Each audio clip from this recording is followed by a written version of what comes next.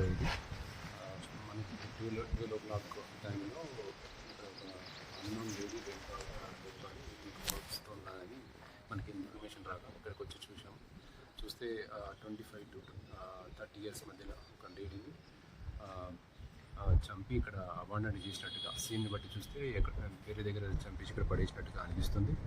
And తన lady మీద ఎటువంటి ఇంజరీస్ లేవు, బాడీ క్లోత్స్ కూడా లేవు. ఆ బాడీని బట్టి చూస్తే 3 days బ్యాక్ దాన్ని చంపి ఇక్కడ పడేసినట్టుగా కనిపిస్తుంది. ఇక్కడ దగ్గరలో సీసీ కెమెరాస్ ఉన్నాయి, అవి కూడా వెరిఫై చేస్తున్నాం. అండ్ ముందు కూడా సీసీ కెమెరాస్ ఉన్నాయి, అది కూడా వెరిఫై చేస్తున్నాం. కొంచెం దాని క్లోత్స్ లేవు కాబట్టి దాన్ని బట్టి చూస్తే కొంచెం అనుమానంగా ఉంది.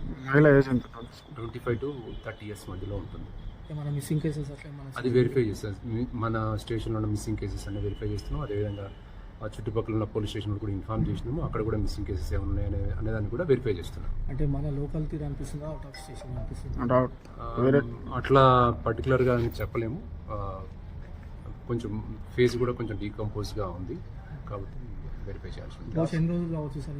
ఒక 3 days అయి ఉంటుంది చనిపోయి.